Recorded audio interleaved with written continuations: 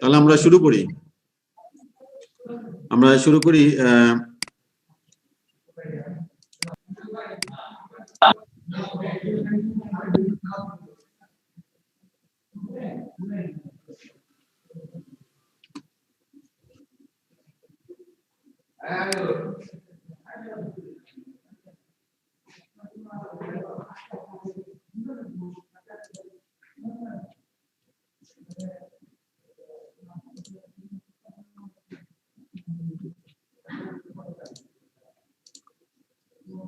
আসসালামু আলাইকুম স্যার। ওয়ালাইকুম আসসালাম।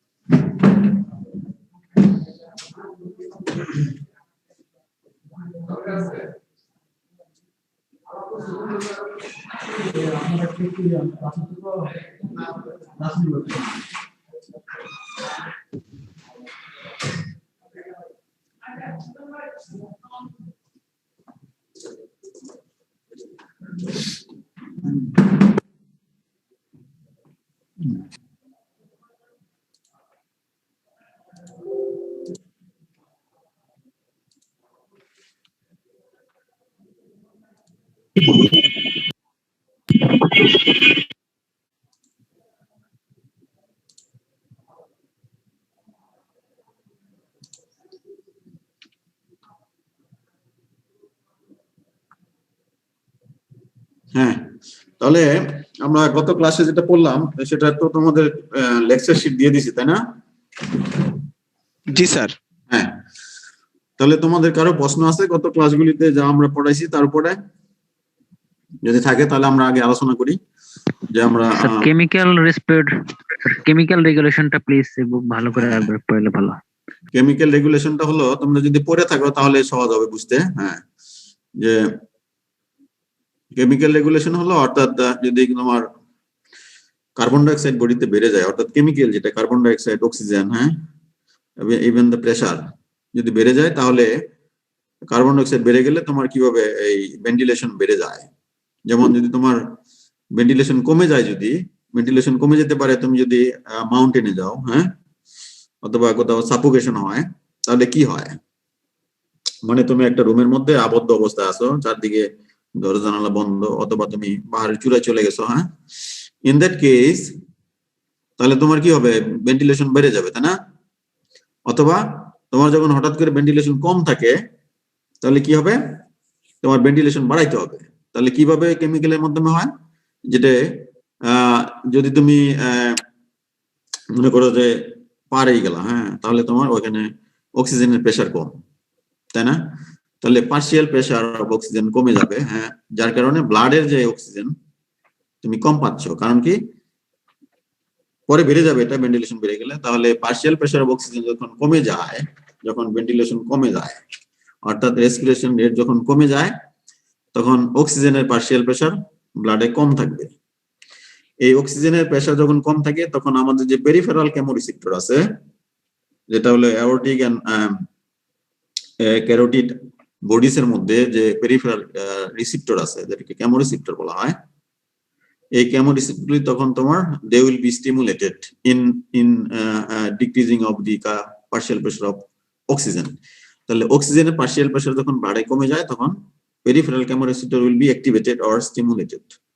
ওকে, তাহলে যখনই কেমোরিসেপ্টর স্টিমুলেটেড হলো, এই ইনফরমেশন তোমার সেন্সরি নিউরনের মাধ্যমে, আমরা পরের ক্লাসে পড়াবো, এই সেন্সরি নিউরনের মাধ্যমে তোমার অ্যাওর্টিক নার্ভ হয়ে তোমার যে ইন্সপাইরেটরি সেন্টার, যেটা আমরা বলি ডরসাল গ্রুপ অফ নিউরন, অর্থাৎ আমরা যদি দেখি এখানে এই যে ডরসাল গ্রুপ অফ নিউরন, এই যে ডরসাল গ্রুপ অফ নিউরনে চলে যায় যখন অক্সিজেনের পার্শিয়াল প্রেসার ব্লাডে কম থাকে ডিউ টু ডিক্রিজ ভেন্টিলেশন, কারণ অক্সিজেন নিতে পারতেছে না, যার কারণে কি হবে? তখন এই কেমোরিসেপ্টরের মাধ্যমে তোমার ডরসাল গ্রুপ নিউরন, যেটা ইন্সপাইরেটরি সেন্টার বলি, এটা তোমার অ্যাক্টিভেটেড হবে বা স্টিমুলেট হবে। যখনই ইন্সপাইরেটরের, যেহেতু নাম দিছি ইন্সপাইরেটরি সেন্টার, এটা যখন স্টিমুলেশন হবে থ্রু কেমোরিসেপ্টর বা পেরিফেরাল কেমোরিসেপ্টর, তাহলে কি হবে? তোমার আমাদের যে এই পরবর্তী যে আউটপুট যেটা ডরসাল গ্রুপ নিউরন থেকে অর্থাৎ মোটর নিউরনের মাধ্যমে তোমার রেসপিরেটরি যে মাসল আছে রেসপিরেটরি মাসলের সিগন্যাল চলে যাবে যে ইফেক্টিভ অর্গান যেটা আমরা বলি respiratory muscle including diaphragm coastal muscle. হ্যাঁ, এই রেসপিরেটরি মাসল তোমার কন্ট্রাকশন শুরু হবে, তাহলে কন্ট্রাকশন যখন বেশি হবে রেসপিরেটরি মাসলের বিশেষ করে ডায়াফ্রাম এবং কোস্টাল মাসল তখন ভেন্টিলেশন বেড়ে যাবে। অন দ্য আদার হ্যান্ড যখন অক্সিজেনের প্রেসার কমে যায় আমাদের রক্তের মধ্যে কার্বন ডাইঅক্সাইডের প্রেসার তখন বেড়ে যায়, রাইট? কার্বন ডাইঅক্সাইডের প্রেসার বেড়ে যাবে কারণ carbon dioxide cannot be released from the body due to decreased ventilation. তাহলে therefore the partial pressure of carbon dioxide in blood will increase. তাহলে এই কার্বন ডাইঅক্সাইডের একটা ক্যারেক্টারিস্টিক্স হলো they can easily diffuses, they can easily transported from the blood to the cerebrospinal fluid of the central nervous system. তাহলে এই যে spinal cord বা ব্রেনের মধ্যে যে সেরিব্রোস্পাইনাল ফ্লুইডের মধ্যে কার্বন ডাইঅক্সাইড ঢুকতে পারে, বুঝতে পারছো? তাহলে এই কার্বন ডাইঅক্সাইড সিএসএফ এ ঢুকে যে এই সিএসএফ এর মধ্যে যে ওয়াটার আছে they will make the carbonic acid, carbon dioxide with water will form carbonic acid, that carbonic acid will again dissociate to make bicarbonate and hydrogen ion. তাহলে আমাদের CSF এর মধ্যে হাইড্রোজেন আয়ন তৈরি হয়ে গেল, that hydrogen ion directly stimulate the central receptor, central chemoreceptor. এই central chemoreceptor কোথায় আছে বললাম? এই সেন্ট্রাল কেমোরিসেপ্টরটা হলো তোমার হলো কোথায়? ব্রেন স্টেমের মধ্যে আছে। তাহলে এই সেন্ট্রাল কেমোরিসেপ্টর গুলি তোমার অ্যাক্টিভেট হলো যখনই peripheral chemoreceptor and central chemoreceptor simultaneously যখন অ্যাক্টিভেট হলো they will stimulate the inspiratory centre or dorsal group of neurons. dorsal group of neuron যখন ইন্সপায়ার্ড হবে স্টিমুলেটেড হবে তাহলে কি হবে? ওই মোটর নিউরনের মাধ্যমে রেসপিরেটরি মাসলকে কন্টাক্ট করবে, ইনক্রিজ ভেন্টিলেশন হয়ে যাবে। তাহলে decrease ventilation now will become increase ventilation by chemical means, that means carbon dioxide as well as in decrease oxygen. আবার বলা হয়েছে যে ব্লাডের মধ্যে যে কার্বন ডাইঅক্সাইড যেটা আমরা আছে বেশি হয় সেটা তো তোমার বাইকার্বনেট তৈরি হয়, সেই বাইকার্বনেট এবং হাইড্রোজেন আয়ন তৈরি হয়। ব্লাডের যে বাইকার্বনেট হাইড্রোজেন আয়ন এটা একটা মাইল্ড ইফেক্ট আছে to stimulate the peripheral chemoreceptor, but major hydrogen ion that is formed inside the brain cerebrospinal fluid, and that hydrogen ion will directly stimulate the central chemoreceptor. But blooded hydrogen ion যেটা হলো mild, এটা very mild to stimulate the peripheral chemoreceptor. তাহলে ultimately they will both are stimulated the dorsal group neuron. Dorsal group neuron আমরা বলি ইন্সপাইরেটরি centre. তাই ইন্সপাইরেটরি centre যখন তোমার stimulated হবে তাহলে output signal will contract the respiratory muscles, therefore ventilation will increase or inspiration will increase. ঠিক আছে তোমাদের এটা? Yes sir. হ্যাঁ, বুঝতে পারছো এখন? Yes sir, বুঝতে পারছি। হ্যাঁ, তা একটু পড়লে তোমরা আরেকটু বুঝতে পারবা। তাহলে আজকে আমরা একটু পার্টসের ক্ষেত্রে বা আমরা যে এই পশুর কথা বললাম ইনক্লুডিং হিউম্যান সহ বার্ডস এর ক্ষেত্রে একটু ডিফারেন্ট আছে, অর্থাৎ আমরা যা পড়াইছি তার মোটামুটি সবই ঠিক আছে পোল্ট্রির ক্ষেত্রে বা অন্যান্য বার্ডস এর ক্ষেত্রে। এডিশনালি বার্ডস এর আরো কিছু জিনিস আছে যার কারণে বার্ডস এর রেসপিরেশন একটু আলাদা তোমার আমাদের তুলনায় এবং অন্যান্য প্রাণীর তুলনায়। তাহলে কি আছে এর মধ্যে দেখি ডিফারেন্সটা কি আছে। বার্ডসের ক্ষেত্রে এই তাদের তো লেরিংস আছে যেটা তোমার আমরা ভোকাল কর্ড বলি বা এই যেটা বলে কি সাউন্ড তৈরি করে, ঠিক আছে? আমাদের ক্ষেত্রে সেটা মেক সাউন্ড তৈরি করে। আর বার্ডসের ক্ষেত্রে আরো একটা এডিশনাল অর্গান আছে সেটা হলো বলা হয় সিরিংস। তাহলে এই অর্গানটা না হলো সিরিংস, এটাই ভয়েস বক্স হিসেবে কাজ করে, অর্থাৎ কন্ট্রোলিং করে ভয়েস এই এয়ারটাকে কন্ট্রোলিং করে তারা ডিফারেন্ট টাইপের সাউন্ড তৈরি করতে পারে। হ্যাঁ, যেমন কোকিল তোমাদের এখন যে কোকিলের কণ্ঠস্বর, হ্যাঁ, আবার এই কাকের যেই শব্দ কর্কশ শব্দ কোকিলের, হ্যাঁ, কোকিল কণ্ঠ, এরকম বিভিন্ন বার্ডসের যে শব্দ তৈরি করে এটা হলো সিরিঞ্জকে ইউজ করে এয়ারটা যখন কন্ট্রোল করে এই কম বেশি করে অর্থাৎ স্পিত করে বা কন্ট্রাকশন করে এই সিরিঞ্জের মাধ্যমে এই ভয়েস বক্স বলা হয় এটাকে।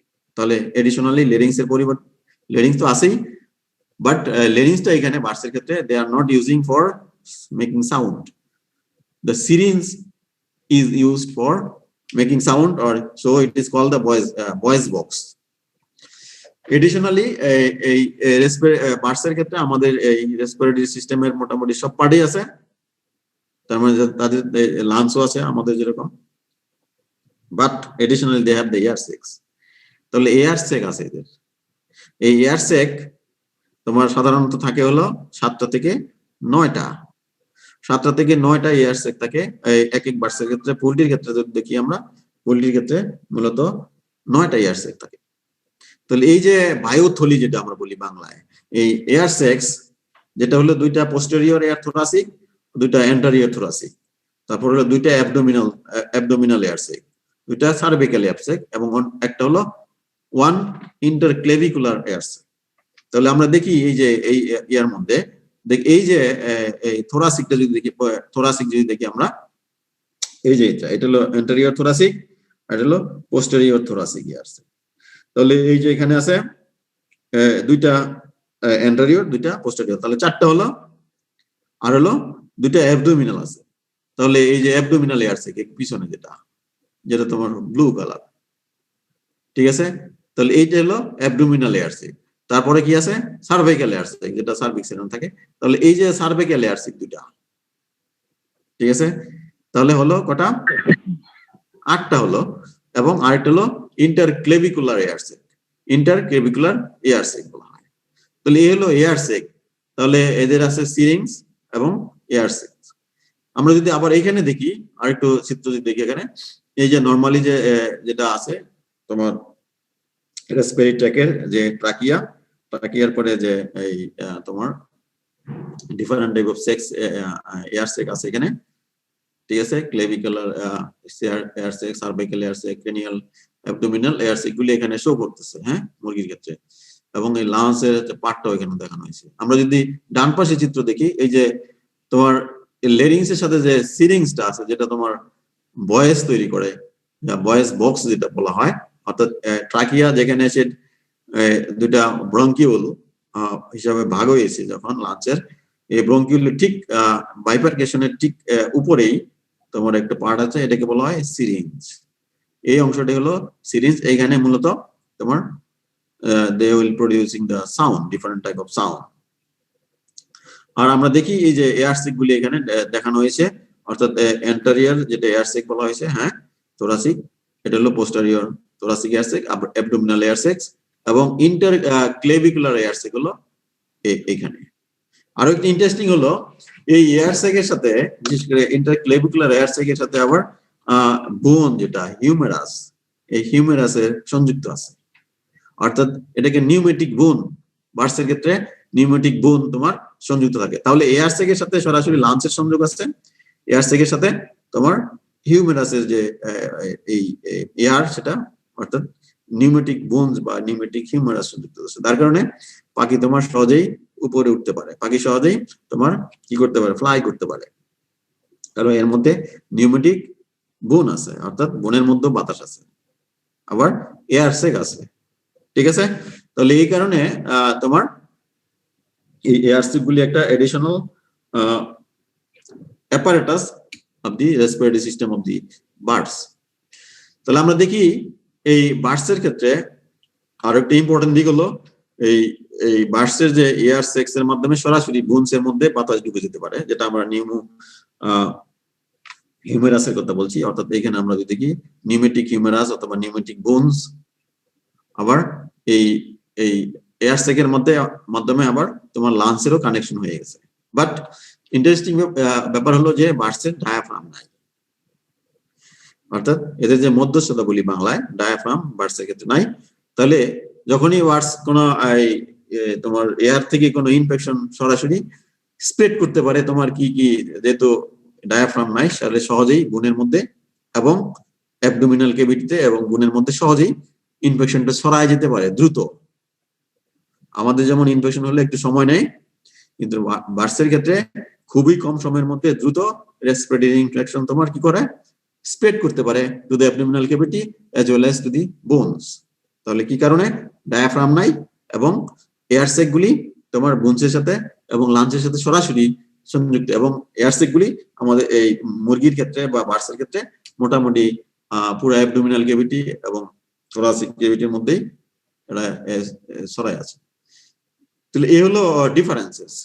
আবার নর্মালি এই লাঞ্চ যেরকম আমাদের ক্ষেত্রে যেরকম এক্সপান্ড করে কন্টাক্ট করে, এক্সপান্ড করে কন্টাক্ট করে, ঠিক বার্ডসের ক্ষেত্রে আমরা ওইরকম কিছু দেখতে পাই না। কারণ হলো যে এদের যে অ্যালভিউলার মধ্যে, ম্যামালসের যে অ্যালভিউলাই, এর মধ্যে তোমার এক্সচেঞ্জ হয়, এটা স্ফীত হয়, আবার কন্ট্রাকশন হয়। কিন্তু তোমার অ্যালভিউলাই এভিয়ান লাঞ্চের ক্ষেত্রে হয় কি, যে এদেরকে বলা হয়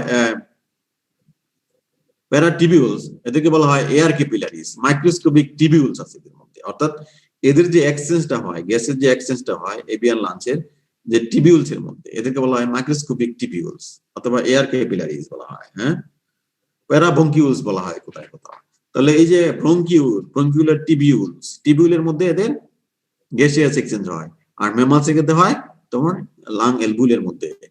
অর্থাৎ লাং এলভিউলটা এখানে না হয়ে অনেকটা কনসুলেটেড, তোমরা দেখবা যে এর লাঞ্চটা একটু কনসুলেটেড বার্ডসের ক্ষেত্রে, এবং এদের যে টিবিউলস আছে মাইক্রোস্কোপিক টিবিউলস আছে, এই মাইক্রোস্কোপিক টিবিউলকে বলা হয় এয়ার ক্যাপিলারিস, কারণ এখানেই মূলত অক্সিজেন এবং কার্বন ডাই অক্সাইডের এক্সচেঞ্জ হয়।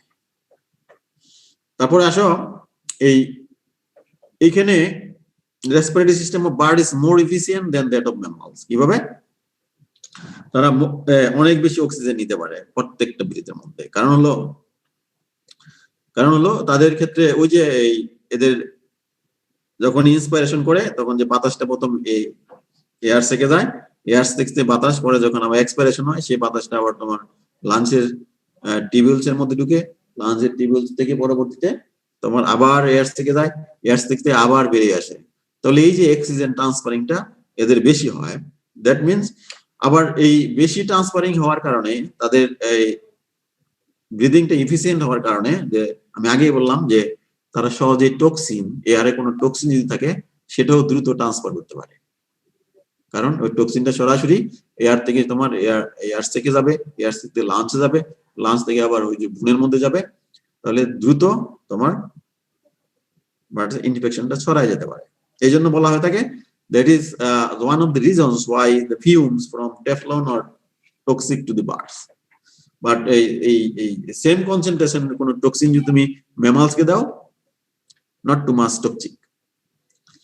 তাহলে এই সিমিলার ওয়েটের বার্ডসের ক্ষেত্রে ম্যামালস যদি তোমার অর্থাৎ সিমিলার ওয়েট যদি হয়, অর্থাৎ একটা বার্ড যদি 1 কেজির হয় অথবা 1 কেজির একটা যদি ম্যামালস হয়, তাহলে দেখা যাবে এই একই ওজনের বার্ডসের তোমার রেসপিরেশন রেট একেবারে স্লো, অর্থাৎ তাদের ওয়েটের তুলনায় তাদের রেসপিরেশন রেট একবারে স্লো।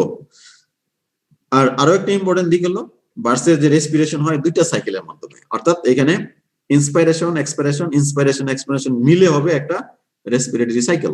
কিভাবে? বার্ড যখন ইন্সপাইরেশন নেয়, অর্থাৎ যখন বাতাস নেয়, প্রথমে এই যে টাকিয়ে দিয়ে বাতাসটা ঢুকে যাবে এয়ার থেকে, তাহলে এয়ার থেকে ঢুকে যাওয়ার পরে এয়ার থেকে যে ঢুকে যাবে, এবং এয়ার থেকে ঢুকে যায় এটা যাবে হলে তোমার মূলত অ্যাবডোমিনাল এয়ার থেকে ঢুকে যাবে, অ্যাবডোমিনাল এয়ার থেকে ঢুকবে ফার্স্ট ইন্সপাইরেশনে, সেকেন্ড যখন ইন্সপাইরেশনের পর আবার এক্সপাইরেশন হবে, সেই এক্সপাইরেশনের সময় সেই বাতাসটা অর্থাৎ এই অ্যাবডোমিনাল এয়ার সেক থেকে আবার যাবে লাঞ্চের মধ্যে, লাঞ্চে এসে ওইখানে এক্সচেঞ্জ হবে কোথায়? ওই যে মাইক্রোস্কোপিক টিবিউলসে, লাঞ্চে যে মাইক্রোস্কোপিক টিবিউলসে যখন এক্সচেঞ্জ হবে, এক্সচেঞ্জ হওয়ার পরে সেকেন্ড টাইম যখন ইন্সপাইরেশন হবে, সেকেন্ড টাইম যখন আবার বাতাস নিবে, ঠিক আছে, সেই বাতাসটা ঢুকবে, প্লাস লাঞ্চ থেকে সেই বাতাসটা আবার ওই ইন্টারক্লেভিকুলার যে অথবা থোরাসিক এয়ার সেক আছে এর মধ্যে বাতাসটা ঢুকবে, অর্থাৎ অধিকটা বাতাস ঢুকতেছে কন্টিনিউয়াসলি। আর যেটা এক্সপাইরেশন বললাম আমরা প্রথমবার, সেখানে মূলত লাঞ্চের মধ্যে মাইক্রোটিবিউলস এর মধ্যে মূলত এক্সচেঞ্জ হচ্ছে। তাহলে সেকেন্ড টাইম যখন ইন্সপাইরেশন হবে, ঠিক আছে, সেই ইন্সপায়ার্ড এয়ারটা তোমার মূলত লাঞ্চ থেকে অর্থাৎ লাঞ্চের যে মাইক্রোস্কোপিক টিবিউলস থেকে যাবে আবার কোথায়? আবার এয়ার সেকে যাবে, যেটা থোরাসিক এয়ার সেকে, যেটা হলো ইন্টারক্লেভিকুলার এয়ার সেকে, ওইখান থেকে ফাইনালি যখন এক্সপাইরেশন হবে তাহলে তখন ওই বাতাসটা তখন বের হয়ে যাবে। অর্থাৎ এই যে এয়ার থেকে যে বাতাসটা তোমার এক্সপায়ার করার কথা সেই বাতাসটা আবার বেড়ে যাবে। তাহলে এখানে একটা রেসপিরেটরি সাইকেল চলার জন্য মূলত দুইটা ইন্সপাইরেশন দুইটা এক্সপাইরেশন লাগবে। তাহলে একটা রেসপিরেটরি সাইকেল করার জন্য দুইটা ইন্সপাইরেশন এবং দুইটা এক্সপাইরেশন সাইকেল লাগবে। তাহলে এই হলো বার্ডসের ক্ষেত্রে রেসপিরেটরি মেকানিজম। এখন বলো তোমাদের কোনো প্রশ্ন আছে কিনা, বা তোমাদের আবার বলতে হবে না কিছু? হ্যাঁ স্যার একটু আরেকবার বলে দিন কোনটা? সেকেন্ড টাইম ইন্সপিরেশনের ব্যাপারটা, সেকেন্ড হ্যাঁ। টাইম ইন্সপিরেশন তাহলে ব্যাপারটা। আমি আবার যদি সামারাইজ করি এভাবে, যে বার্ডসের ক্ষেত্রে তোমার সিরিংস থাকে, এই সিরিংসটাই তোমার কি করে ওদের অ্যাপারেটাসের মধ্যে, অর্থাৎ লেরিংসও আছে কিন্তু larynx is not using for making sound. The syrinx is the organ that is used for making voice or sound. এটা হলো বার্ডসের ক্ষেত্রে এডিশনাল একটা অ্যাপারেটাস। আরেকটা হলো এদের ডায়াফ্রাম থাকে না, রাইট? হ্যাঁ। আর হলো এদের এয়ার সেক থাকে, প্রায় 7টা থেকে 9টা এয়ার সেক থাকে। এই 9টা এয়ার সেকের মধ্যে এদের বাতাস থাকে, এবং এই এয়ার সেক গুলি তোমার লাঞ্চের মধ্যে এবং বোনের মধ্যে তোমার কানেক্টেড করা থাকে। অর্থাৎ এই জন্য বলা হয় নিউমেটিক বোনস। নিউমেটিক বোন মানে হলো এনে বোনের মধ্যে বাতাস থাকে, যার কারণে দে ক্যান ইজিলি ফ্লাই। তাহলে আমরা দেখি এই এই যেহেতু ডায়াফ্রাম থাকে না, তাহলে যখনই কোনো ইন্সপাইরেশন এয়ারে কোনো টক্সিক সাবস্টেন্স থাকে অথবা ইনফেকশন থাকে, হ্যাঁ, তখন সরাসরি তারা একেবারে দ্রুত সারা বডিতে সব কেভিটিতে এরা ছড়াই যেতে পারে। এই জন্য তারা more susceptible to the airborne diseases বার্ডসের ক্ষেত্রে বললাম। আবার বললাম যে রেসপিরেশন বার্ডসের ক্ষেত্রে দুইটা রেসপিরেটরি সাইকেল মিলে হলো রেসপিরেশন। কিভাবে? দুইটা ইন্সপাইরেশন এবং দুইটা এক্সপাইরেশন। প্রথম যখন ইন্সপাইরেশন নিবে, বাতাসটা যখন প্রথম ইন্সপাইরেশন নিবে, অর্থাৎ that air will now enter into the air sac, এবং এই এয়ার সেকে মূলত পিছনের এয়ার সেকে যে জমা হবে, যেটা আমরা বলি অ্যাবডোমিনাল এয়ার সেক। তাহলে অ্যাবডোমিনাল এয়ার সেকে এবং কিছু থোরাসিক এয়ার সেকে এসে তোমার জমা হবে। তো থোরাসিক এয়ার সেকে জমা হবে যখন, তাহলে এটাকে আমরা ইন্সপাইরেশন শেষ হয়ে গেল। পরবর্তী যখন এক্সপাইরেশন হবে, এই এক্সপাইরেশনটা বোঝা যাবে না, এটা ভিতরেই হচ্ছে। তার মানে হলো ওই এয়ার সেক থেকে যে এয়ার সেক ইন্সপাইরেশনে যে বাতাসটা এয়ার সেকে ঢুকলো, সেই বাতাসটা তোমার এখন লাঞ্চ যে টিবিউলস আছে, লাঞ্চের যে এয়ার ক্যাপিলারিজ বলি, মাইক্রোস্কোপিক টিবিউলস এর মধ্যে ঢুকে যাবে, যেখানে এক্সচেঞ্জ হবে। অর্থাৎ এক্সচেঞ্জ বলতে এখানে অক্সিজেনটা নিয়ে নিবে এবং কার্বন ডাই অক্সাইড তোমার এখানে কি করবে? ছেড়ে দিবে। তাহলে এক্সচেঞ্জ হওয়ার পরে আমরা যদি বলি deoxygenated blood and oxygenated blood, তাহলে এই যে ডিঅক্সিজেনেটেড ব্লাডটা তখন এটাতে বের করে দিতে হবে। এটা পরবর্তীতে যখন আবার ইন্সপাইরেশন হবে, ইন্সপাইরেশন হওয়ার সময় তখন ওই লাঞ্চ ক্যাপিলারিজ থেকে অথবা মাইক্রোস্কোপিক ক্যাপিলারিজ থেকে, টিবিউলস থেকে, সেটা ওই সামনের এয়ার থেকে চলে যাবে, অর্থাৎ ইন্টারক্লেভিকুলার এয়ার থেকে চলে যাবে, যেটা বের করে দিব। তাহলে এই ইন্সপাইরেশনের সময় তখন এই লাং ক্যাপিলারিজ থেকে বা মাইক্রোস্কোপিক ক্যাপিলারিজ থেকে, টিবিউলস থেকে এই ডিঅক্সিজেনেটেড ব্লাড বা কার্বন ডাই অক্সাইড সমৃদ্ধ বাতাস, যেটা কার্বন ডাই অক্সাইড থাকে বেশি, সেটা তোমার কোথায় নিয়ে যাবে? ইন্টারক্লেভিকুলার এয়ার সেকের মাধ্যমে। পরে যখন ফাইনাল এক্সপাইরেশন হবে তখন এটা বাইরে চলে আসবে, অর্থাৎ এই এয়ার সেক থেকে বাইরে চলে আসবে। তাহলে মাঝখানে যে দুইটা ইন্সপাইরেশন হলো, হ্যাঁ, এক্সপাইরেশন হলো, এটা ভিতরেই ঘটবে। প্রথম ইন্সপাইরেশন দিয়ে ঢুকবে এবং লাস্টের এক্সপাইরেশন দিয়ে বের হয়ে যাবে। এই হলো বার্ডসের ক্ষেত্রে দুইটা রেসপিরেটরি সাইকেল মিলে হলো একটা রেসপিরেশন। ক্লিয়ার? জি স্যার, বুঝতে পারছি। তাহলে আমরা রেসপিরেটরি সিস্টেম মোটামুটি শেষ করে ফেলছি। তোমাদের আমি এখন নার্ভাস সিস্টেমে চলে যাব। তোমাদের কোনো প্রশ্ন না থাকলে, তোমাদের এই শীট তো আমি দিয়ে দিছি, তাই না? জি স্যার।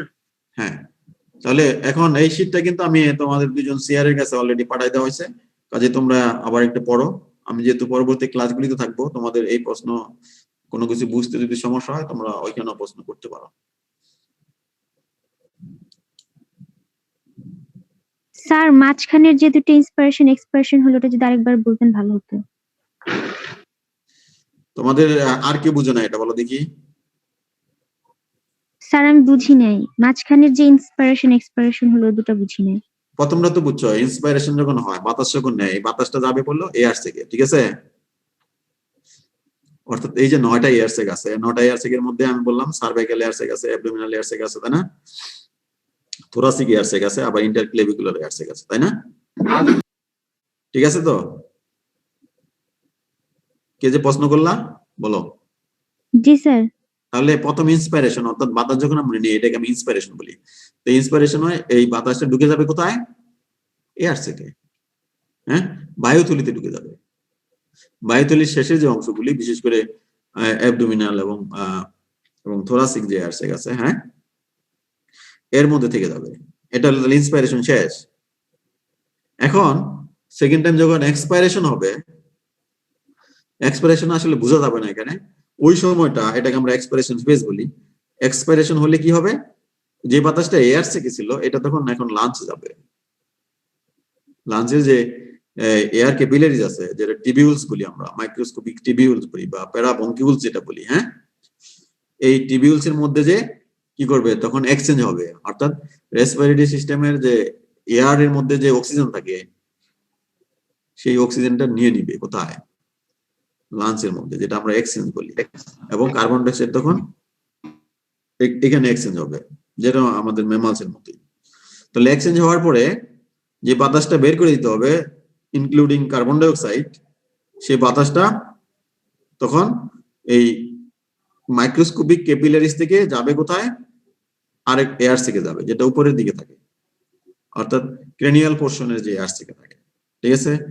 তাহলে ওইটা আসবে কখন, সেকেন্ড টাইমে যখন তোমার ইন্সপাইরেশন হয়। তাহলে এক্সপাইরেশনের সময় এক্সচেঞ্জ হবে, ফার্স্ট এক্সপাইরেশনের সময়, সেকেন্ড ইন্সপাইরেশনের সময় সেটা ট্রান্সফার করবে লাঞ্চ থেকে আবার এয়ার থেকে। এখন ফাইনালি যখন এক্সপাইরেশন হবে, যেটা সেকেন্ড এক্সপাইরেশন, সেটা আবার যাবে কোথায়, ট্রাকিয়া হয়ে বেরিয়ে যাবে। তাহলে চারটা, দুইটা ইন্সপাইরেশন, একটা ইন্সপাইরেশন দিয়ে বাতাস ঢুকলো, ঠিক আছে, এক্সপাইরেশন হয়ে সেটা আবার জি স্যার, লাঞ্চে বুঝতে ঢুকলো। পারছি। বুঝতে পারছো এখন, ক্লিয়ার? Thank you sir. তাহলে এখন আমরা আমাদের নতুন যে আরেকটা টপিক সেটা হলো নার্ভাস সিস্টেম। ওকে, তাহলে আমরা সবাই নার্ভাস আসলে, তাই না? এই নার্ভাস মানে হলো এই আমাদের যে আমরা যে নার্ভাস হয়ে যাই, এই নার্ভাস সিস্টেমের আসলে কাজ। নার্ভ কখন কম কাজ করবে, কখন বেশি কাজ করবে, হ্যাঁ, তখন আমরা ইমোশনাল হয়ে যাচ্ছি, হ্যাঁ। তাহলে এটাকে আমরা বলি নার্ভাস সিস্টেম, অর্থাৎ এক ধরনের সার্কিট আমাদের বডিতে আছে, তোমরা সবাই জানো, পড়ে আসছো। অর্থাৎ ওয়্যার আছে, তার আছে, তাই না? বিদ্যুৎ, এই যে বিদ্যুৎ বয়ে যায়, হ্যাঁ, তোমার পায়ের মধ্যে কেউ চিমটি কাটলে, পিছনে চিমটি কাটলে, পিছন দিয়ে দাগ দিলে, হ্যাঁ, তোমার যে তুমি তড়িৎ গতিতে তুমি ওকে দেখে ফেলো, অথবা ওইখানে মশা কামড় দিলে ওকে মেরে ফেলো, এই যে একটা তড়িৎ বেগে কাজ করতেছে, হ্যাঁ, অর্থাৎ তড়িৎ বাহী একটা যে সিস্টেম আমাদের বডিতে আছে, সেটা হলো নার্ভাস সিস্টেম। অর্থাৎ তার যুক্ত যে তন্ত্র, যে তার মাধ্যমে আমাদের এই স্নায়ু, যার মাধ্যমে আমাদের উদ্দীপনা এক জায়গা থেকে আরেক জায়গায় তোমার কি করে, ট্রান্সপোর্ট করে, সেটা হলো nervous system, right? Yes sir. তাহলে এই নার্ভাস সিস্টেমে আমরা যদি একেবারেই ফান্ডামেন্টাল জিনিস দেখি, এই নার্ভাস সিস্টেমে যদি আমরা ক্লাসিফিকেশন করি, ক্লাসিফিকেশনের ক্ষেত্রে দেখা যাচ্ছে যে মূলত দুই ধরনের, কিন্তু আবার কোথাও কোথাও বলা থেকে এই নার্ভাস সিস্টেমকে আমরা তিন ভাবে ক্লাসিফাই করতে পারি। একটা হলো সেন্ট্রাল নার্ভাস সিস্টেম, আরেকটা হলো পেরিফেরাল নার্ভাস সিস্টেম, এবং আবার কেউ কেউ বলে অটোনমিক নার্ভাস সিস্টেম। তাহলে তিনটা, central nervous system, peripheral nervous system এবং অটোনমিক নার্ভাস সিস্টেম। আগের বইগুলিতে আবার বলা হয়ে থাকে পেরিফেরাল নার্ভাস সিস্টেমের একটা অংশ হলো অটোনমিক নার্ভাস সিস্টেম। প্রথমে অধিকাংশ বইয়ে বলা হয়ে থাকে যে সেন্ট্রাল নার্ভাস সিস্টেম এবং পেরিফেরাল নার্ভাস সিস্টেম দুইটা ভাগে ভাগ করা হয়েছে। পরবর্তীতে পেরিফেরাল নার্ভাস সিস্টেমকে আবার দুই ভাগে ভাগ করে তার একটা অংশ হলো অটোনমিক নার্ভাস সিস্টেম। আমরা এখানে দেখাইছি নার্ভাস সিস্টেমকে তিন ভাগে ভাগ করা হয়েছে: central nervous system, peripheral nervous system এবং autonomic nervous system. Central nervous system তোমরা জানো যে আমাদের যে ব্রেইন আছে এবং স্পাইনাল কর্ড, ব্রেইনের মধ্যে যেটা সেরিবেলাম, সেরিব্রাম এবং স্পাইনাল কর্ড বা ব্রেন স্টেম, স্পাইনাল কর্ড, এটা মিলে হলো সেন্ট্রাল নার্ভাস সিস্টেম। অর্থাৎ this is the central unit for processing of information. তাহলে আমাদের যে একেবারে সেন্ট্রাল যে পয়েন্ট, যেটা আমাদের যত ইনফরমেশন গুলি সে প্রসেস করবে, সেটা হলো সেন্ট্রাল নার্ভাস সিস্টেম। এটার মেইন পার্ট হলো ব্রেইন এবং স্পাইনাল কর্ড। এই ব্রেইন এবং স্পাইনাল কর্ড বাদে, other then brain and spinal cord, এই নার্ভাস সিস্টেমের যে অংশটুকু আছে পেরিফেরাল, অর্থাৎ পেরিফেরিতে যেগুলি আছে সেটাকে আমরা বলবো পেরিফেরাল নার্ভাস সিস্টেম বা পিএনএস। একটা হলো সিএনএস, একটা হলো পিএনএস। এই পিএনএস এর মেইন যে অংশটা, একটা হলো সোমাটিক নার্ভাস সিস্টেম। সোমাটিক মানে হলো যেটা হলো নট ইনভলান্টারি, এটা হলো ভলান্টারি, অর্থাৎ তোমার এটা ইজিলি ইউ ক্যান মুভিং, হ্যাঁ, মুভিং করা, কথাবার্তা বলা, হাঁটাচলা করা, এর সাথে জড়িত আদার দেন ব্রেইন এন্ড স্পাইনাল কর্ড যে নার্ভাস সিস্টেমের যে অংশটা তাকে বলে, যেমন স্কেলিটাল মাসল আমরা মুভ করি, হ্যাঁ, কন্ট্রাকশন করি, রিল্যাক্সেশন করি, হ্যাঁ, যার মাধ্যমে, এটা আমরা বলি সোমাটিক নার্ভাস সিস্টেম। অর্থাৎ সেন্ট্রাল নার্ভাস সিস্টেমের কিছু পার্ট যেটা স্পাইনাল কর্ড থেকে বেরিয়ে তোমার পেরিফেরিতে নার্ভস, গ্যাংলিয়া, রিসিপ্টরস, এই জাতীয় জিনিস সাপ্লাই দিচ্ছে, তাকে আমরা বলবো পেরিফেরাল নার্ভাস সিস্টেম। এবং আরেকটা ইম্পর্টেন্ট হলো যে সমস্ত নার্ভাস সিস্টেমের পার্ট, যেটা মূলত certain part of the central nervous system and peripheral nervous system, যেটা মূলত আমাদের ইন্টারনাল অর্গানকে সাপ্লাই দিচ্ছে, ইন্টারনাল অর্গানকে সাপ্লাই দিচ্ছে। যেমন ইন্টারনাল অর্গান বলতে এখানে ডিফারেন্ট অর্গান, কিডনি হতে পারে, হার্ট, তারপর লাংস, হ্যাঁ, ইন্টেস্টাইন এবং গ্ল্যান্ড, যেমন আমরা ভিসেরাল বলি, কিছু গ্ল্যান্ড, এদের যে আমাদের ইন্টারনাল অর্গানে নিয়ন্ত্রণ করার জন্য, হ্যাঁ, যে সমস্ত নার্ভাস সিস্টেম এখানে সাপ্লাই দিচ্ছে তাদেরকে আমরা বলি অটোনমিক। অটোনমিক হলো এখানে নন ভলান্টারি, অর্থাৎ এখানে you can not easily control that one, so automatically they are control. তাহলে এটা হলো অটোনমিক নার্ভাস সিস্টেম। এই অটোনমিক নার্ভাস সিস্টেমকে আবার দুই ভাগে ভাগ করা হয়েছে, একটা হলো সিম্প্যাথিক ডিভিশন এবং প্যারাসিম্প্যাথিক ডিভিশন।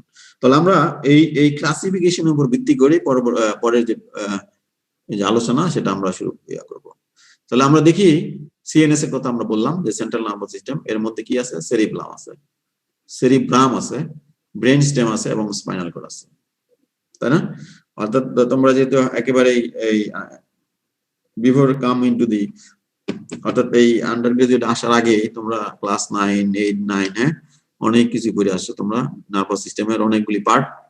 তাহলে আমরা এই জন্য আর এটা একটু ডিটেলসে যাবো না। আমরা জানলাম যে cerebrum, brain stem, spinal cord হলো সেন্ট্রাল নার্ভাস সিস্টেম অংশ, এবং এটাকে বলা হয় যে সেন্ট্রাল প্রসেসিং ইউনিট, হ্যাঁ, অর্থাৎ এটাকে বলা হয় সিপিইউ, যেটা আমরা তো কম্পিউটারে যে সিপিইউ বলি আমরা, হ্যাঁ, এটা ছাড়া যেরকম চলবে না, এরকম সিএনএস ছাড়া কোনো কিছুই চলবে না। তাহলে এটাকে বলা হয়ে থাকে যে central processing unit, CPU of the entire nervous system. তাহলে সিএনএসটা হলো CPU of the entire nervous system. তাহলে পেরিফেরাল নার্ভাস সিস্টেম, এটা হলো নার্ভস এন্ড গ্যাংলিয়া, অর্থাৎ এখানে স্পাইনাল নার্ভ আছে, তারপরে ক্রেনিয়াল নার্ভ আছে, হ্যাঁ, সিম্প্যাথেটিক ট্রাঙ্ক আছে, collateral, terminal and sensory receptor আছে। তাহলে পিএনএস হলো এগুলি বাদে, other than CNS, that contain the nerves, either cranial nerves, spinal nerves, ganglia, spinal ganglia, cranial ganglia, as well as sympathetic trunk and collateral terminal, and also especially sensory receptors. They are the sensory receptor. They are the PNS.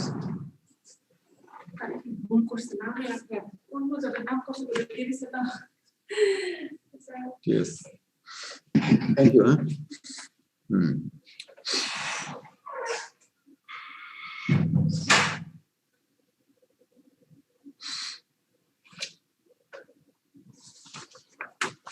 তাহলে বুঝতে পারছো PNS সম্পর্কে তোমরা?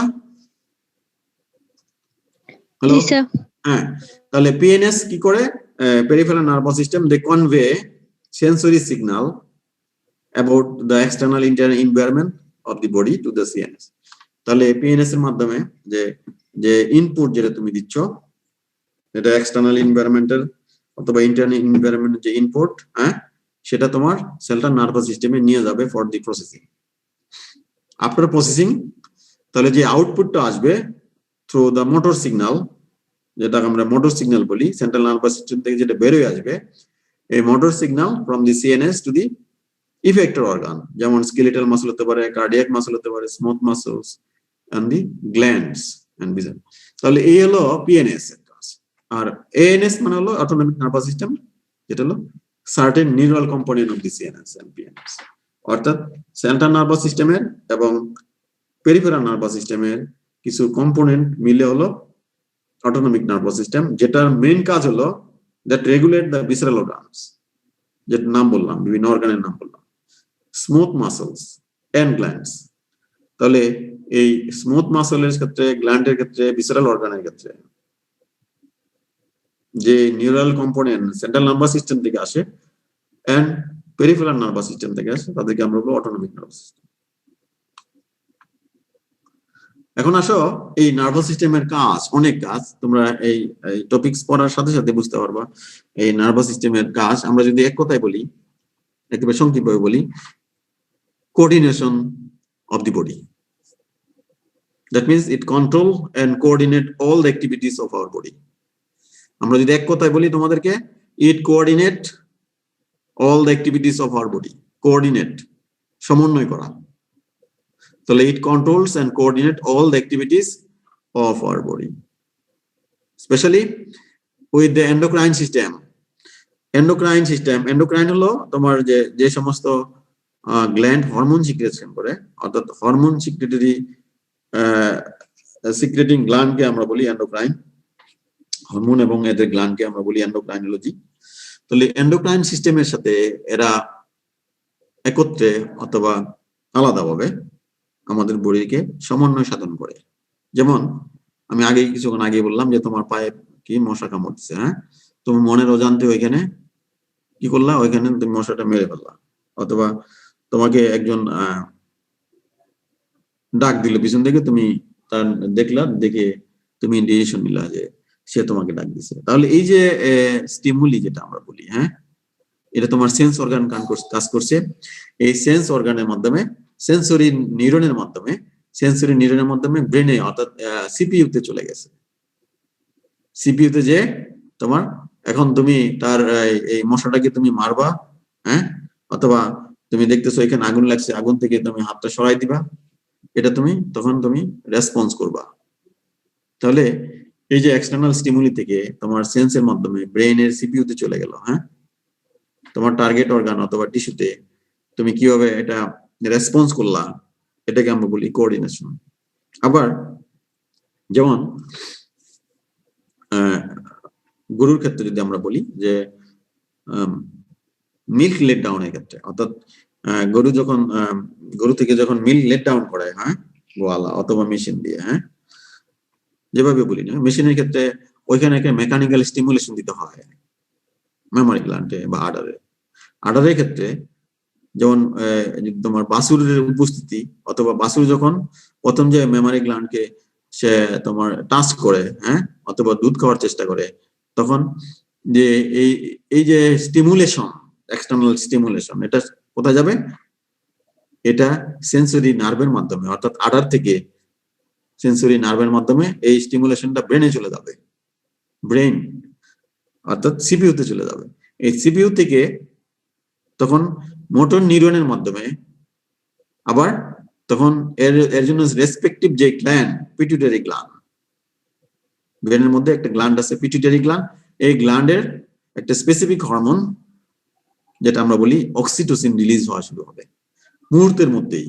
অর্থাৎ যখনই আডারে বাছুরটা তোমার এই টাচ করলো অথবা তোমার মিল্কিং মেশিন দিয়ে যখন ওইখানে স্টিমুলেশন দিল আডারের টিটকে, যেটা আমরা স্টিমুলাই বলি, তখন কি হলো? এই যে সেন্সরি যে ইম্পালস, ইনফরমেশন সরাসরি ব্রেনে চলে গেল। কিসের মাধ্যমে? By sensory nerve.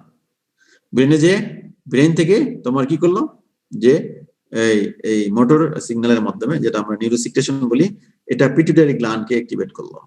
Pituitary gland থেকে পরবর্তীতে হরমোন, সেই হরমোন হলো অক্সিটোসিন, সে অক্সিডেশন তখন রিলিজ হবে মুহূর্তের মধ্যে। তারপর দেখবা যে এই বাসু যখন টাচ করবে, টাচ করার কয়েক মিনিটের মধ্যেই তখন গোয়ালা অথবা মেশিনের মাধ্যমে তখন সে তোমার মিল্ক লেট ডাউন করতে থাকবে। তাহলে এই যে সমন্বয়, কোঅর্ডিনেশন, হ্যাঁ, অর্থাৎ স্টিমুলেশনের মাধ্যমে, ব্রেনের মাধ্যমে, নার্ভাস সিস্টেমের মাধ্যমে পিটুইটারি গ্ল্যান্ডকে বা এন্ডোক্রাইন গ্ল্যান্ডকে স্টিমুলেশনের মাধ্যমে এন্ডোক্রাইন হরমোন সিক্রেশন করলো। সেই হরমোন এর মাধ্যমে তোমার ওই অর্গান, টার্গেট অর্গান যেটা আডারের ক্ষেত্রে, তখন মিল্ক লেট ডাউন শুরু হবে, অর্থাৎ প্রচুর মিল্ক তখন মিল্কিং হওয়া শুরু হবে। তো এই যে এক্সটার্নাল স্টিমুলি, আবার আমাদের ইন্টারনাল স্টিমুলি আছে, তুমি আমাদের পরের টপিকস গুলিতে আরো সহজে এটা বুঝতে পারবো। তাহলে আমরা এক কথায় যদি বলি যে ফাংশন হলো কোঅর্ডিনেশন অফ দি বডি। এক নম্বর ফাংশন হলো coordination with other system, specially with endocrine system. তাহলে এক নম্বর কাজ হলো coordination of the body, nervous সিস্টেমের কাজ। Second, sensation, decision and behaviour, অর্থাৎ তুমি তোমার ইনপুটটা কি হবে, তুমি সেই ইনপুটে তোমার খারাপ হবে না ভালো, ইউ উইল ডিসাইড, তোমার ব্রেন উইল ডিসাইড। তাহলে যে ইনপুটটা তুমি দিছো, হ্যাঁ, আমরা যদি দেখি সেই ইনপুটটা দেওয়ার পরে সেন্সেশন যেটা আমরা বলি, ইনপুট দেওয়ার পরে you will decide, your brain will decide, CNS will decide, you will be computed. তুমি এটা চিন্তা করবা, ইভ্যালুয়েশন করবা, মেমোরি করতে পারো, কম্পিটিশন করতে পারো, কনসাসনেস থাকতে পারো, হ্যাঁ, পারসেপশন করতে পারো, এটা হতে পারে, এটা হবে, you will decide according to your decision, you will show your behaviour. তাহলে আউটপুটটা হবে অ্যাকর্ডিং টু ইউর ডিসিশন, তুমি কি রকম বিহেভিয়ার দেখাবো, হ্যাঁ, যেটা আমি আগেই বললাম যে তুমি এই পিছন থেকে তোমাকে ডাক দিলে, হ্যাঁ, তুমি ওই রেসপন্সটা তোমার কিরকম হবে, তোমার বিহেভিয়ারটা কিরকম হবে, অথবা মশা তোমাকে কামড় দিল, তুমি কিভাবে তুমি এর আউটপুট শো করলা। তাহলে সেন্সেশন, ডিসিশন এন্ড বিহেভিয়ার, অর্থাৎ ইনপুট যেরকম হবে সেই ইনপুটের উপরে you will be analyse in the CPU brain, and পরবর্তীতে তুমি সেরকম বিহেভিয়ার করবা। যেমন এখানে সে ইনপুট দেখাইছে এক গ্লাস পানি, হ্যাঁ, এই পানি সে খাবে, তাহলে এই যে চোখ দিয়ে দেখার পর পরেই যে সিগন্যাল চলে যাবে, হ্যাঁ, তাহলে তার থেকে যে সেন্সরি সিগন্যাল চলে যাবে কোথায়, সিপিইউ তে, আমাদের ব্রেনের মধ্যে। They will be decided, integration করবে, হ্যাঁ, ইন্টিগ্রেশন করবে। ইন্টিগ্রেশন বলতে এখানে ডিসিশন, ইভালুয়েশন, পারসেপশন কি রকমের কাজ করবে। যখনই ডিসিশন করবে যে I will take the water, তাহলে I will drink the water. তাহলে এই তারপরে যে মোটর আউটপুট, অর্থাৎ পানি খাওয়ার জন্য তোমার হাত উঠাইতে হবে, হ্যাঁ, তাহলে তুমি ডিসাইড করলা যে আমি, আমার সামনে গ্লাসটা আছে, আমি পানিটা খাবো। তাহলে যে মোটর অ্যাক্টিভিটি যেটা আমাদের মাসেলে হবে, হ্যাঁ, তোমার এই মাসেল বা ইফেক্টর অর্গান তোমার তখন কাজ করবে। তুমি চোখ দিয়ে দেখলা আর তুমি হাত দিয়ে কাজ করতেছো, তাহলে এই যে সেন্সরি আউটপুট, ইনপুট, তারপরে ইউ উইল ডিসাইডেড বা ইন্টিগ্রেশন করলা, হ্যাঁ, এই পুরা যে ডিসিশন নিলা তুমি পানি খাবা অথবা তুমি খাবা কিনা, হ্যাঁ, তুমি তোমার ব্রেন তোমাকে বললো যে না পানিতে ময়লা আছে, তুমি এটা খাবা না, তাহলে তুমি হাত ওইখানে নিয়ে যাচ্ছ না, অথবা নিয়ে গেল, তুমি আবার চোখ দিয়ে সেটাকে আবার ইন্টিগ্রেশন করলা, নেওয়ার পরে তোমার হাত আবার অ্যাক্টিভিটি করে তুমি আবার সেই পানিটা খেয়ে ফেললা। তাহলে এই যে ইন্টিগ্রেশন করা, হ্যাঁ, অর্থাৎ sensation, decision and you will show your behaviour. তাহলে এটা হলো আরেকটা ইম্পর্টেন্ট ফাংশন, কোঅর্ডিনেশন, তারপরে sensation, decision, behaviour, finally adjustment. তুমি এই যে এক্সটার্নাল ইন্টারনাল এনভায়রনমেন্টকে তুমি চেঞ্জিং গুলি যে হইতেছে, এটার সাথে তুমি খাপ খাওয়ায় চলতে পারো। নার্ভাস সিস্টেম তোমাকে এটাকে এটার সাথে খাপ খাওয়ায় চলতে দিবে। তাহলে কিভাবে করবে? By generation, propagation and integration of electrical activity. এটাকে সাথে সাথে তুমি সহজেই খাপ খাওয়াইতে পারো। Nervous system have the ability to adjust yourself. তাহলে তিনটা ফাংশন যদি আমরা একেবারে সংক্ষিপ্ত ধরি, সবকিছু মিলে, একটা হলো কোঅর্ডিনেশন, আরেকটা হলো সেন্সেশন, ডিসিশন, বিহেভিয়ার, আরেকটা হলো অ্যাডজাস্টমেন্ট। ক্লিয়ার তোমাদের? জি স্যার। হ্যাঁ, তাহলে এই হলো in brief function of the nervous system. আমাদের এই নার্ভাস সিস্টেমের মধ্যে যে আমরা যদি সেল দেখি, দুই ধরনের সেল পাওয়া যায় এই নার্ভাস সিস্টেমের মধ্যে। দুই ধরনের সেল, একটা নিউরন সেল আর একটা হলো নিউরোগ্লিয়া সেল। নিউরন আমরা সবাই জানি, হ্যাঁ, অথবা নিউরোনাল সেল, নিউরনস, এবং আরেকটা হলো নিউরোগ্লায়া সেল। নিউরন সেল খুবই কম থাকে, যে কিন্তু এর কাজ সবচেয়ে বেশি, যেটাই আমরা মূলত আলোচনা করি। আর হলো সবচেয়ে বেশি যেটা থাকে সেটা হলো নিউরোগ্লায়া সেল। ঠিক আছে, তাহলে এই নিউরোগ্লায়া প্রায় 90% থাকে নার্ভাস সিস্টেমের, আর নিউরন থাকে হলো 10%। তার মানে 100 ভাগ সেলের মধ্যে নিউরোগ্লায়া হলো 90% আর নিউরন হলো 10%। তাহলে বুঝতেই পারতেছো, কিন্তু আমাদের মেইন যে কাজ করে, অর্থাৎ যে সার্কিট, যে তারের মাধ্যমে যে আমাদের বিদ্যুৎ পরিবাহিত হয়, আমাদের যে ইম্পালস, হ্যাঁ, ইলেকট্রিক্যাল অ্যাকশন পটেনশিয়াল যেটা ট্রান্সমিট ওদের হয় হলো নিউরনের মাধ্যমে। তাহলে মেইন যে কাজ নার্ভাস সিস্টেমের সেটা করে মূলত নিউরন। তাহলে নিউরোগ্লায়ার কাজ কি? Neuroglia will support that neuron, neuron যাতে নষ্ট না হতে পারে। হ্যাঁ, যদি আশেপাশে নিউরোগ্লায়া সেল না থাকতো, এটাকে প্রোটেকশন যদি না দিত, তাহলে তোমার নিউরন নষ্ট হয়ে যেত। তাহলে এই যে 90% cells that are used to support the neurons, এলো নিউরোগ্লায়া। তাহলে আমরা দেখি নিউরন, তাহলে আমাদের একটা ইম্পর্টেন্ট যে সেল নার্ভাস সিস্টেম সেটা হলো নিউরনস। তাহলে নিউরন কি? It is called the structural and functional unit of the nervous system. Neuron is known as structural and functional unit of the nervous system. Nervous system এর যে structural unit, functional unit কে বলা হয় neuron. Neuron cell and other somatic cell means that epithelial cell, or other endothelial cells, skin cell, এই যে sell আমরা বলি এটাকে somatic sell. হ্যাঁ, আর নিউরন সেলের ক্ষেত্রে এর পার্থক্য হলো মোটামুটি একটা ইম্পর্টেন্ট পার্থক্য হলো যে নিউরন সেলটা হলো irregular shape, highly irregular shape, and with at least one or more cellular process. তাহলে কি আছে? নিউরন সেল হলো ইরেগুলার শেপ, যেমন ইপিথেলিয়াল সেল কিন্তু ইরেগুলার না, খুব সুন্দর ইরেগুলার। এই লাইনিং সেলগুলি যেগুলি আছে আমাদের, হ্যাঁ, ইপিথেলিয়াল সেল যদি বলি, সে এগুলি একবার রেগুলার শেপ। কিন্তু নিউরন সেল হলো অনেকটা irregular shape with cellular process. তাদের অবশ্যই সেলুলার প্রসেস আছে।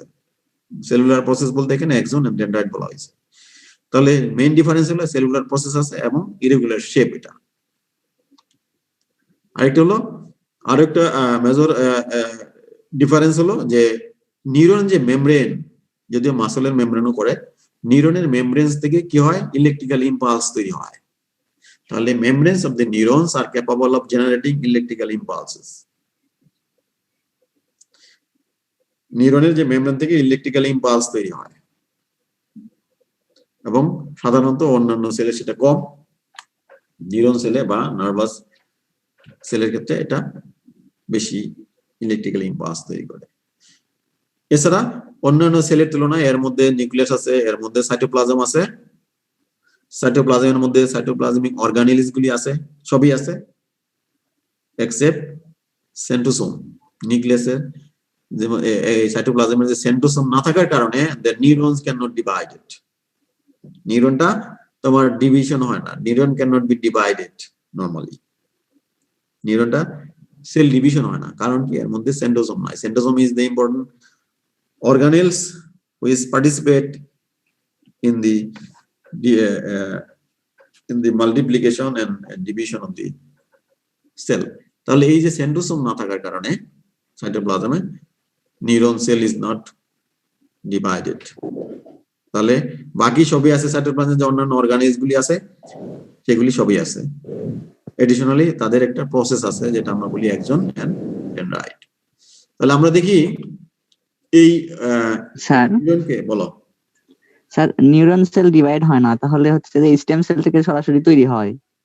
রাইট, আচ্ছা স্যার, তৈরি হয়ে এটাই বড় হয়। হ্যাঁ, ওই একবার তৈরি হওয়ার পরেই এটা ডিমিনিশ হয়ে যায়, যার কারণে যখন নিউরন কোথাও তোমার নষ্ট হয়ে যায়, প্যারালাইজ হয়ে যায়, ওইখানে আর ডিজেনারেট করতে পারে না, রিজেনারেট করতে পারে না। ঠিক আছে?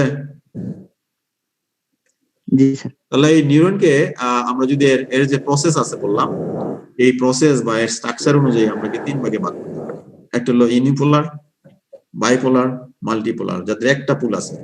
হ্যাঁ, অর্থাৎ একটা পুল থেকে দুইটা প্রসেস তৈরি হলো, তাহলে কি ইউনিপোলার হলো। অর্থাৎ having a single stem process that bifurcates to form two process. একটা হলো পেরিফেরালি যাবে আর একটা হলো সেন্ট্রাল প্রসেস।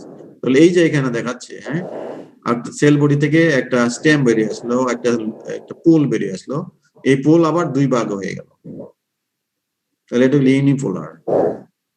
আমাদের যে এই পেরিফেরাল এবং সেন্ট্রাল প্রসেস মধ্যে কিছু কিছু সেল আছে এই যে ইউনিপোলার, খুবই কম।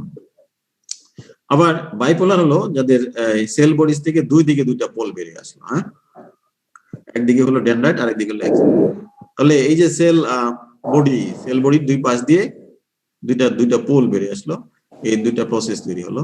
এটা আমাদের চোখের মধ্যে পাওয়া যায়, স্পাইরাল গ্যাংলিয়ন, কোক্লিয়াতে পাওয়া যায়, এছাড়া আরো অন্যান্য অঙ্গে আছে। তাহলে আরেকটা হলো multipolar, they have numerous process. একটা একজন থাকবে, অর্থাৎ একদিক দিয়ে একটা একজন যে বেরোবে, আর বাকিগুলি হবে তোমার সেল বডির বিভিন্ন অংশ থেকে যে পোলগুলি বেরোবে সেগুলি আমরা বলি ডেনড্রাইটস। নিউমারাস প্রসেস আছে। তাহলে এই যে মাল্টিপোলার নিউরন, এটি হলো সবচেয়ে বেশি পাওয়া যায় আমাদের নার্ভাস সিস্টেমে, আমাদের বডি। তাহলে আমরা যদি এইখানে দেখি, এই যে ইউনিপোলার নিউরন, ইউনিপোলার হলো একটা পোল থাকবে, একটা স্টেম থেকে, এই পোল থেকে দুইটা ভাগ হয়ে যাবে, একটা সেন্ট্রাল নার্ভাস সিস্টেমের দিকে যাবে, সিএনএস এর দিকে, একটা পিএনএস এর দিকে। বাইপোলার সেল বডি, অর্থাৎ সেল বডি থেকে হলো তোমার দুইটা পোল থেকে দুইটা বেরোবে, একটা একজন, আরেকটা হলো ডেনড্রাইটস। আবার মাল্টিপোলার যেটা আমরা বলি, মাল্টিপোলারের ক্ষেত্রে দেখো এই সেল বডি থেকে তোমার একটা পোল থেকে একজন বেরিয়ে আসলো এবং আরো অনেকগুলি পোল, যাদেরকে আমরা বলি ডেনড্রাইটস। তাহলে ইউনিপোলার, বাইপোলার, মাল্টিপোলার। আবার এই নিউরনকে আবার বলা হয়, যখন পেরিফেরি থেকে সেন্ট্রাল নার্ভাস থেকে ইম্পালস নিয়ে যাবে, ইনফরমেশন নিয়ে যাবে, তাদেরকে আমরা বলি সেন্সরি নিউরন। আবার সেন্ট্রাল নার্ভাস সিস্টেম থেকে যখন পেরিফেরিতে নিয়ে আসবে, তাদেরকে বলবো মোটর নিউরন অথবা ইফারেন্ট নিউরন। তাহলে সেন্সরি বা এফারেন্ট নিউরন হলো conduct impulses from periphery to the CNS. Sensory or efferent conduct impulses from periphery to the CNS. তাহলে এই হলো সেন্সরি বলি আমরা। আর সিএনএস থেকে বা সেন্ট্রাল নার্ভাস থেকে যখন পেরিফেরিতে নিয়ে যায়, তাদেরকে বলি মোটর নিউরন অথবা ইফারেন্ট নিউরন। আবার আরেকটা আছে ইন্টার নিউরন অথবা সেন্ট্রাল নিউরন, যেটা তোমার এফারেন্ট এবং ইফারেন্ট অথবা সেন্সরি আর মোটর নিউরনের মাঝখানে যেটা আছে, কানেকশন করার জন্য, কমপ্লেক্স কানেকশন তৈরি করার জন্য, তাকে আমরা বলি ইন্টার নিউরন বা সেন্ট্রাল নিউরন। তাহলে ফাংশনালি নিউরন আবার তিন রকম, একটা হলো সেন্সরি অথবা এফারেন্ট, মোটর অথবা ইফারেন্ট, এবং ইন্টার নিউরন অর্থাৎ দুইটা নিউরনের মাঝখানে যেটা সংযোগ থাকে, এফারেন্ট এবং ইফারেন্টের মাঝখানে যেটা থাকে সেটাকে বলবো ইন্টার নিউরন অথবা সেন্ট্রাল নিউরন। তাহলে আমরা স্ট্রাকচারালি অথবা পোল অনুযায়ী, প্রসেস অনুযায়ী এদেরকে ভাগ করা হয়েছে তিন ভাবে: ইউনিপোলার, বাইপোলার, মাল্টিপোলার। ফাংশনালি তিন ধরনের: সেন্সরি, মোটর এবং ইন্টার নিউরন। ক্লিয়ার তোমাদের? জি স্যার। তাহলে আমরা দেখি একটা মাল্টিপোলার নিউরন এর যদি স্ট্রাকচার দেখি, হ্যাঁ, যেটা এখানে দেখানো হয়েছে যে একটা মাল্টিপোলার নিউরন, এখানে দেখানো হয়েছে যে এই হলো সেল বডি, হ্যাঁ, সেল বডি, যেহেতু মাল্টিপোলার অনেকগুলি পোল। স্যার বলো স্যার, যে বাইপোলার যেটা ছিল ওখানে দুইটা প্রসেস বের হয়, এখন দুইটা প্রসেসের মধ্যে একটা কি অ্যাক্সন আর একটা কি ডেনড্রন, এরকম কিছু কি? রাইট, হ্যাঁ স্যার ওখানে তো কিছু এরকম বোঝা গেল না যে আসলে কোনটা ডেনড্রন বা কোনটা আসলে অ্যাকশন। এইখানে মূলত দেখানো হয়েছে এটা। তুমি দেখো এখানে এই বাইপোলারের ক্ষেত্রে এখানে ডেনড্রাইট দেখানো হয়েছে, হ্যাঁ, দেখছো? আর এখানে একজন দেখানো হয়েছে। এই আমরা এই পরে যে মাল্টিপোলারটা দেখার পরে তুমি আরো ক্লিয়ার হতে পারবে। হ্যাঁ, তাহলে আমরা দেখি তুমি কনফিউজ করতেছো এটা নিয়ে, মনে হয় নিচের একজন টার্মিনাল নিয়ে। হ্যাঁ, তাহলে আমরা মাল্টিপোলার দেখি। মাল্টিপোলার বলতে মূলত যে সেল বডিতে যখন অনেকগুলি পোল বেরিয়ে আসে, যেটা আমরা ডেনড্রাইটস বলি, সেটা হলো মাল্টিপোলার। এবং একটা একজন বেরিয়ে আসবে, একটা পোল থেকে একটা একজন বেরিয়ে আসবে, এবং অন্য এই একের অধিক যে পোলগুলি আছে সেটা ডেনড্রাইট হিসেবে থাকে। তাহলে এই যে সেল বডি, যেটা আমরা অন্যান্য সেলের মতোই থাকে, সেল বডি অর্থাৎ এর মাঝখানে যে নিউক্লিয়াস আছে এবং এর মধ্যে সাইটোপ্লাজম আছে, তাহলে নিউক্লিয়াস এবং সাইটোপ্লাজম সবই ঠিক আছে, এবং এদের মধ্যে নিউরনের ক্ষেত্রে শুধুমাত্র প্রসেসটা এডিশনালি থাকে এবং একটু শেপটা হলো ইরেগুলার শেপ।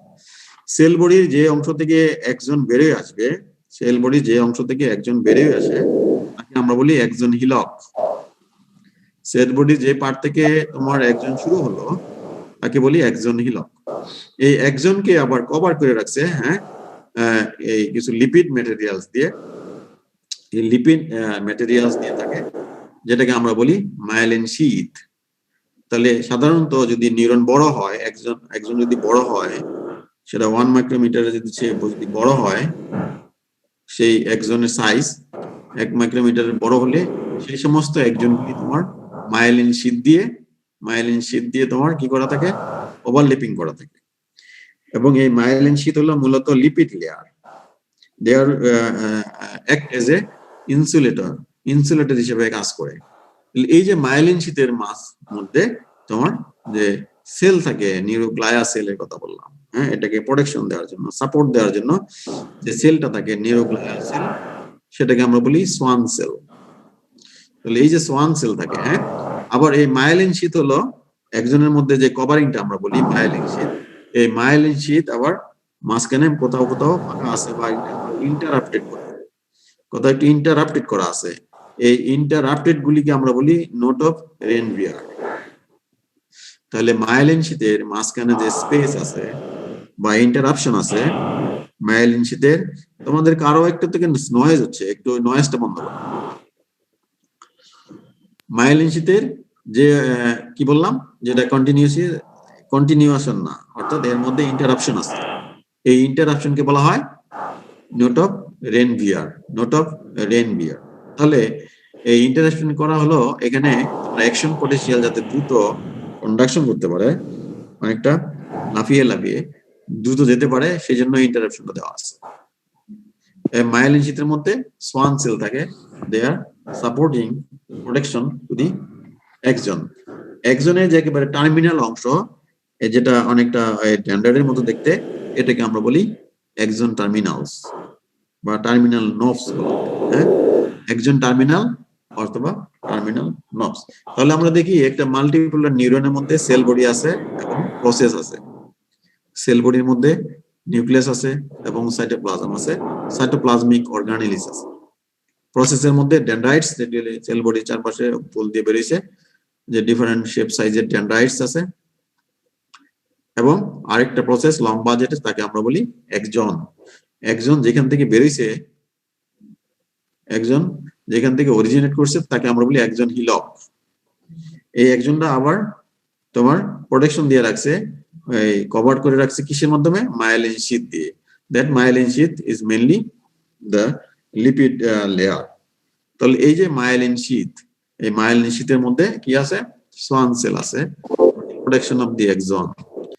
এই মায়োলিন শীথ আবার ইন্টারাপশন আছে, একটু পরপরই ইন্টারাপশন আছে, সেই ইন্টারাপশনকে বলা হয় নোড অফ রেনভিয়ার। এবং এই একজনের যে টার্মিনাল অংশ, অর্থাৎ যেখানে সে শেষ হলো, তাকে বলি একজন টার্মিনালস।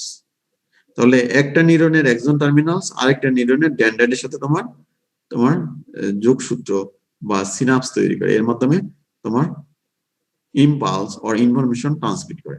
তাহলে একটা নিউরনের ড্যান্ড্রাইটের সাথে আরেকটা নিউরনের একজন টার্মিনাল তোমার সংযুক্ত থাকে। আমরা দেখি তোমার এই যে সেল বডির কথা বলছিলাম, নিউরনের যে আমরা যে ম্যামালিয়ান সেল দেখলাম, তোমরা mammalian cell class level 1 semester 1 এ তোমরা যেটা দেখছো, ম্যামালিয়ান সেলের যে স্ট্রাকচার, তাদের যে অর্গানেলিস গুলি আছে, ঠিক নিউরন সেলের ক্ষেত্রেও সেল বডির মধ্যে যে এই যে নিউক্লিয়াস আছে এবং তার চারপাশে যে সাইটোপ্লাজমিক অর্গানেলিস গুলি আছে, এগুলি সবই আছে। যেমন এখানে দেখানো হয়েছে গোলজি অ্যাপারেটাস, এখানে রয়েছে এন্ডোপ্লাজমিক রেটিকুলাম, দেখানো হয়েছে ডিফারেন্ট অর্গানেলিস। সাধারণত rough endoplasmic reticulum and polysomes are known as Nissl bodies. সাধারণত বলা হয়ে থাকে রাফ এন্ডোপ্লাজমিক রেটিকুলামের সাথে পলিজোম যুক্ত হয়ে এই নিউরনের ক্ষেত্রে সেটাকে আমরা বলি নিসল বডিজ বলা হয়, NISSL, নিসল বডিজ। এই নিউরাল বডিজটে তখন এটাকে একসাথে বলা হয় rough endoplasmic reticulum and পলিজোম।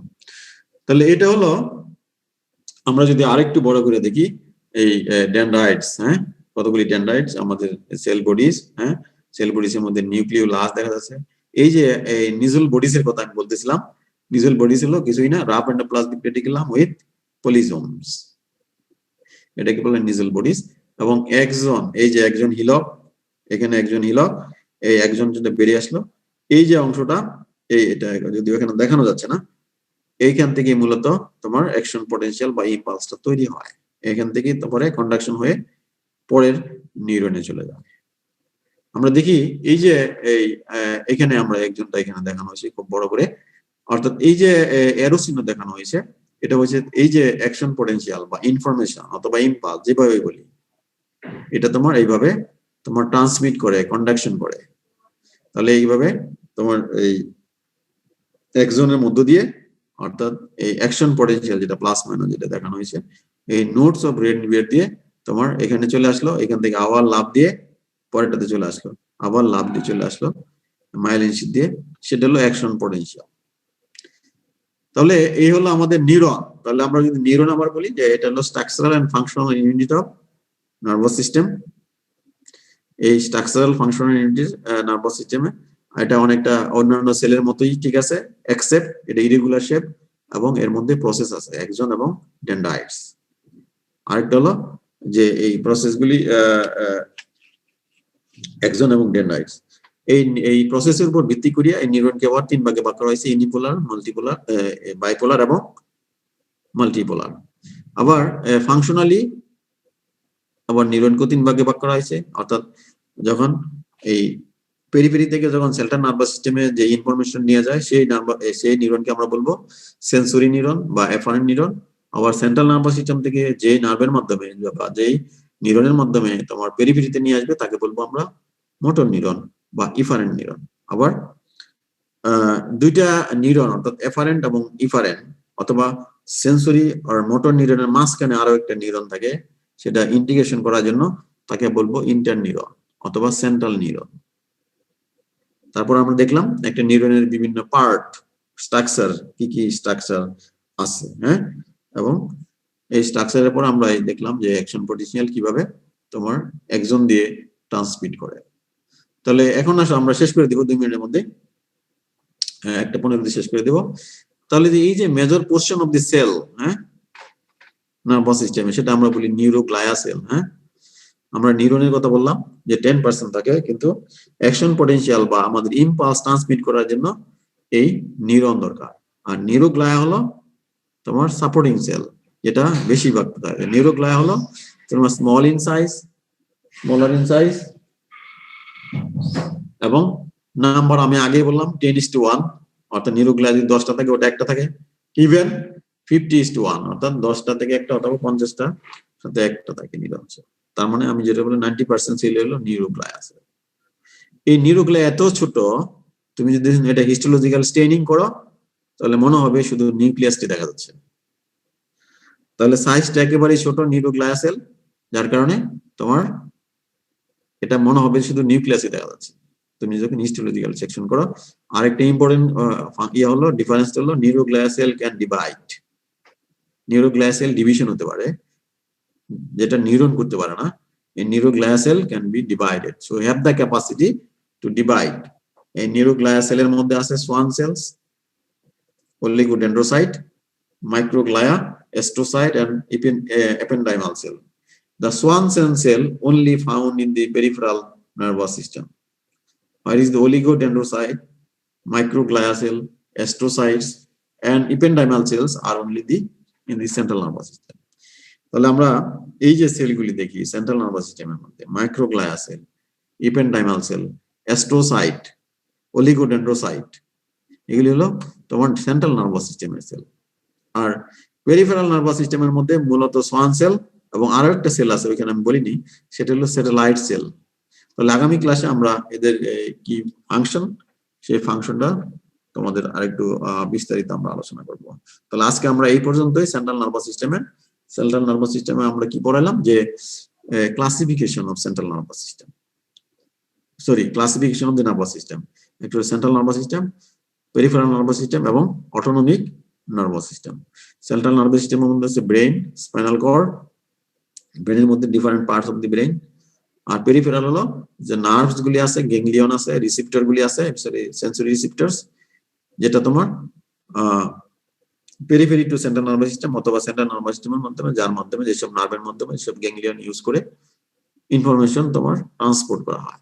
R autonomic nervous সিস্টেমের ক্ষেত্রে মূলত যেটা বলা হয়েছে neural component of the central nervous system as well as the peripheral nervous system, যারা মূলত আমাদের বিচারাতে অর্থাৎ ইন্টারনাল অর্গানে, গ্ল্যান্ডে, এগুলিতে যখন নার্ভাস নার্ভ সাপ্লাই দেয়, যেটা হলো ইনভলান্টারি, অর্থাৎ they can not be control by automatically, যে জন্য নাম হয়েছে অটোনমিক নার্ভাস সিস্টেম।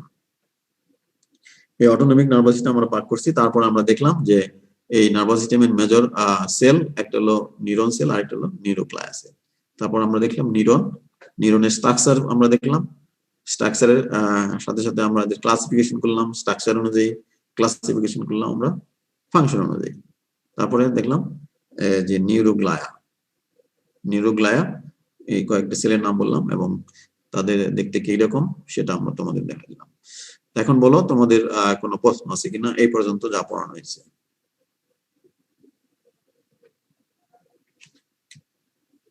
ঠিক আছে, হ্যালো, তোমরা আছো তো না? হ্যাঁ, জি স্যার, আছি স্যার। আচ্ছা, এখন তোমাদের প্রশ্ন থাকলে বলো। স্যার মোটর আর সেন্সরি নার্ভ ছাড়া আরেকটি নার্ভ আছে, ওইটার কাজ কি?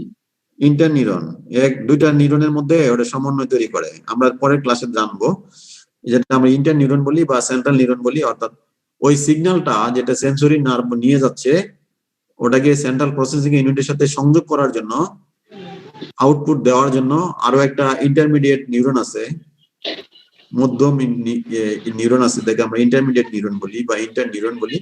সেটা মূলত সংযোগ রক্ষা করে দুইটার সাথে, ইনপুট আউটপুটের সাথে।